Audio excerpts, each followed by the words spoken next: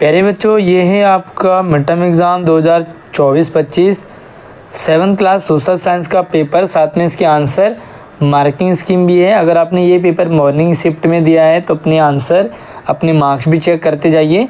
साथ में next year as a sample paper आपको ये वीडियो बहुत हेल्प करेगी, तो पूरी वीडियो को ध्यान से एंड तक देखें। चलिए पहला सवाल शुरू करूँ, उससे पहले वीडियो को लाइक करके अपने दोस्तों को भी शेयर कीजिएगा। चैनल पर पहली बार आए हैं तो सब्सक्राइब ज़रूर कर लेना। पेपर आपका 2.5 घंटे का और 60 नंबर का होगा।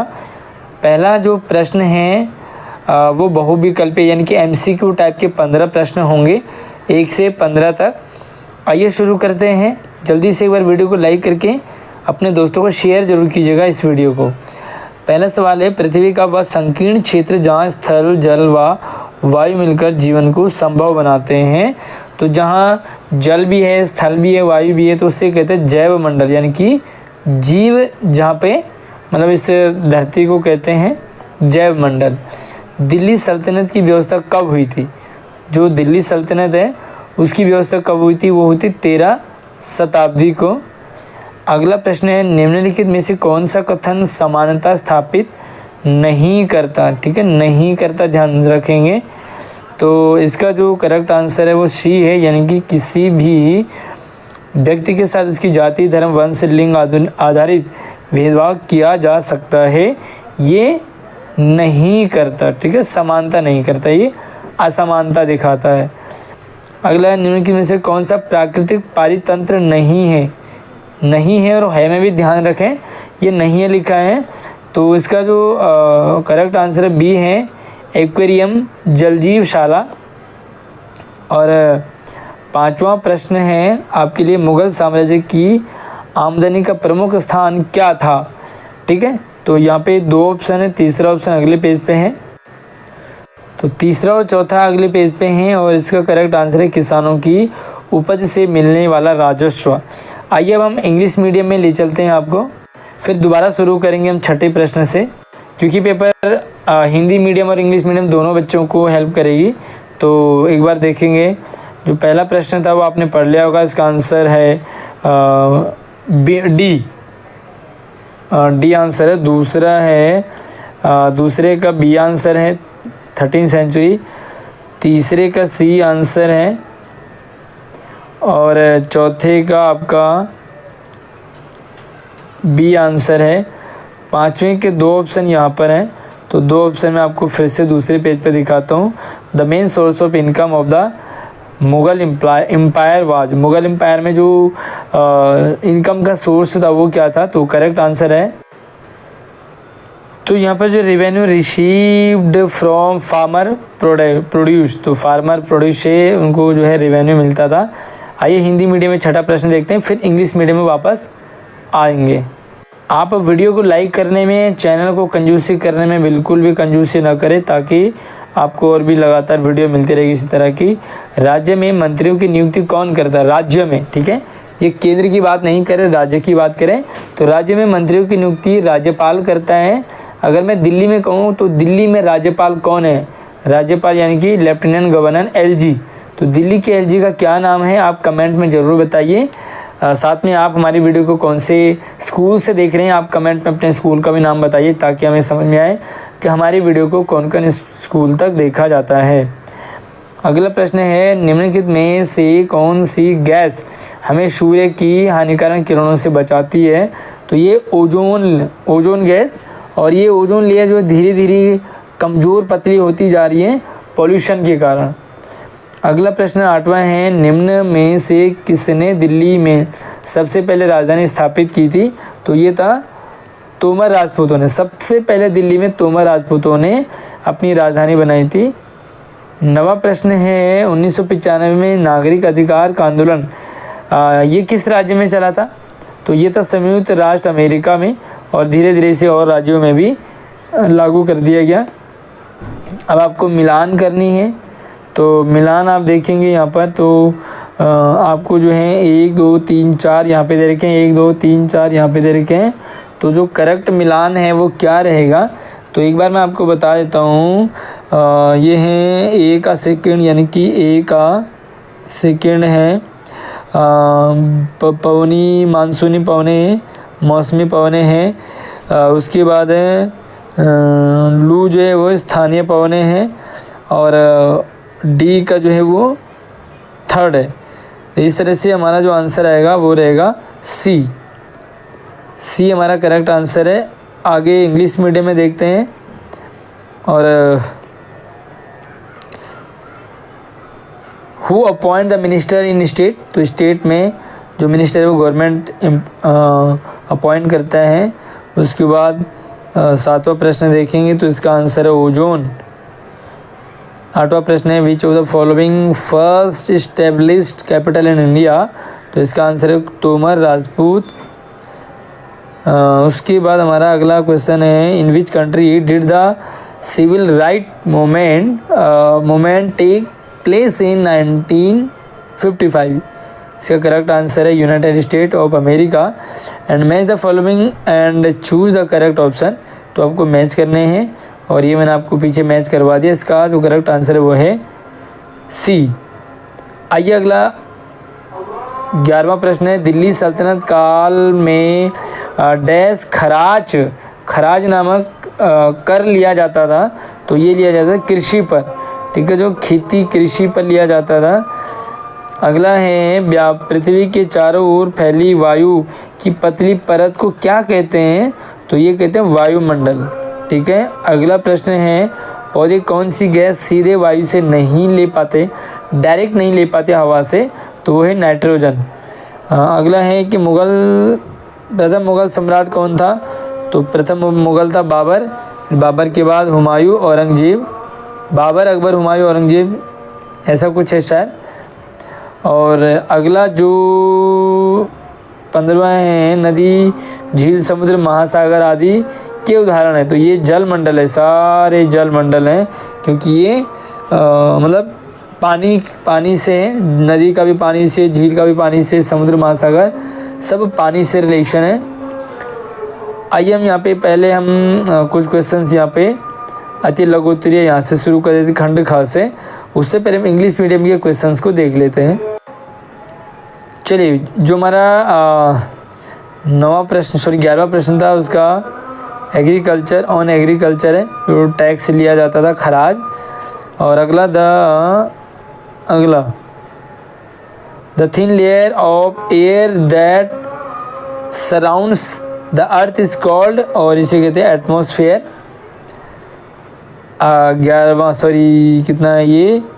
13वां सवाल, 13वां का आ गया आपका नाइट्रोजन, जो डायरेक्ट नहीं ले सकते हैं। और 14वें का आंसर है बाबर, यानी कि who was the first Mughal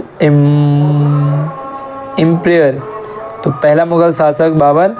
15वां सवाल है जो रिवर है, जो लेक ऐसी है, ये क्या है, ये तो ये सारे जो हैं वो समुद्र यानी कि सागर हैं, पानी जल मंडल है, सॉरी। अब बी पार्ट है, तो पहले हम हिंदी मीडियम में देख लेते हैं, जो सेक्शन बी से very short answer and answer type questions हैं। तो अगला हमारा जो लघु उत्तरीय प्रश्न है हिंदी मीडियम में पहले शुरू करेंगे, फिर इंग्लिश मीडियम की बात करेंगे। मुग़ल राज्य के अधीन आने वाले केंद्रीय प्रांत कौन से थे, जो मुग़ल राज्य के अधीन थे, अब उन प्रांतों के नाम बताने हैं, तो आप बता सकते हैं, जैसे पानीपत हो गया, आगरा हो गया, दिल्ली हो गया, लाहौर हो गया, इलाहाबाद, अजमेर वगैरह, इनमें से कोई भी आप 2-3 लिख सकते हैं, क्योंकि कितने पूछे, पूछे तो कुछ नहीं, लेकिन 2-3-4 आप लिख सकते हैं। अगला है पर्यावरण के प्रमुख घटकों का वर्णन। पर्यावरण के प्रमुख घटक कौन है, तो भाई मानव निर्मित पर्यावरण है, कुछ मानव अपने लिए बनाता है, कुछ प्राकृतिक पर्यावरण होता है, तो इनमें से आप जो मानव निर्मित है और कुछ प्राकृतिक है, नेचुरल पर्यावरण होता है। और कई बार हमने देखा होगा कि लोग आर्टिफिशियल बारिश भी होती है, आर्टिफिशियल धूप होती है, आर्टिफिशियल दूब घास होती है, तो ये मानव निर्मित हो गया। अथवा जैव मंडल का निर्माण किस प्रकार होता है, तो आप जैव मंडल का भी या तो आप ये वाला करेंगे या ये वाला करेंगे। जब जल, स्थल, वायु मिलकर के जीवन को संभव बनाते हैं, तो उसे हम जीव मंडल, जैव का मतलब होता है जीवन, ठीक है। तो जीवन कब होगा, ये जब जल भी होगा, हवा भी होगी, स्थल भी होगा, तो तब जो है वो जीवन बनाता जैव मंडल। ठीक है, इसी तरह से यहाँ पर भी ये तो हम शेयर कर चुके थे, और आप जो भी मैं हिंदी में समझा रहा हूँ उसी को सेम आपको इंग्लिश में सेम वही चीज़ है। अब अगला जो है मध्याह्न भोजन के लिए किन्हीं 2 सकारात्मक, जो मिड डे मील मिलता है बच्चों को स्कूल में, उसके सकारात्मक परिणाम बता रहे हैं। भाई आप ही बता सकते हो, आप मध्याह्न भोजन मिड डे मील लेते हो स्कूल में तो इसके क्या फ़ायदे हैं। सबसे पहले दोपहर का भोजन मिलने से जिन बच्चों के माँ बाप उनके लिए खाना नहीं बना पाते हैं, वो भूखे रहते हैं, उनको खाना मिल जाता है। ठीक है, गरीब बच्चों की जो संख्या है वो स्कूलों में और बढ़ गई है।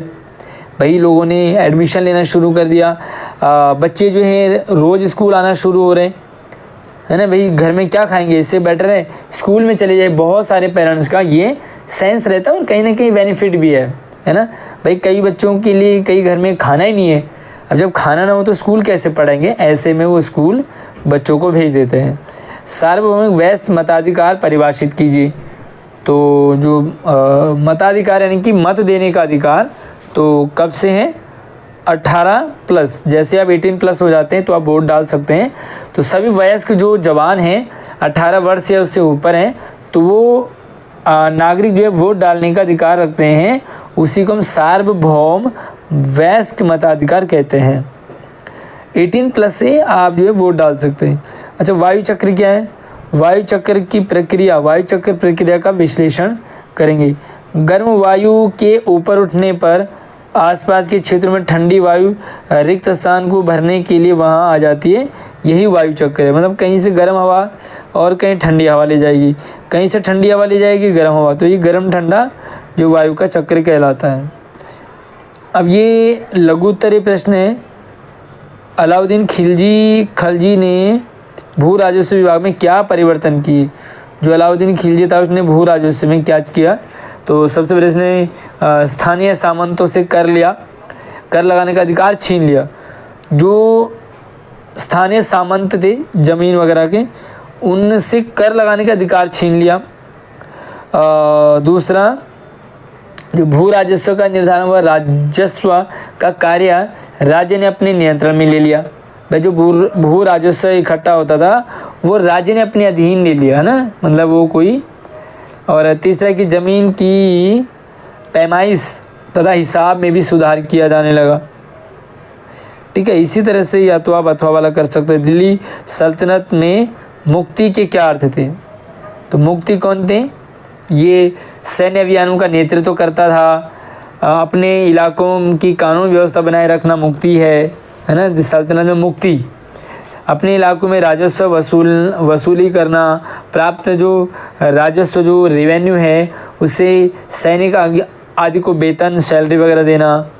ठीक है, आगे राज्यों की विधानसभाओं में किस प्रकार की चर्चाएं और बहसें होती हैं। भाई राज्यसभा जो विधानसभा है उनमें बहस क्या होती है कि किसी राज्य से संबंधित महत्वपूर्ण विषय पर बहस। भाई राज्य में कोई टॉपिक चल रहा है, मान लीजिए हम दिल्ली की बात करेंगे तो यहाँ पर दिल्ली में बस मार्शल हटा दिए, तो अब इसमें क्या होता है, चर्चा होती है। ठीक है, तो जो संबंधित मुद्दे हैं उन पे चर्चा की जाती है।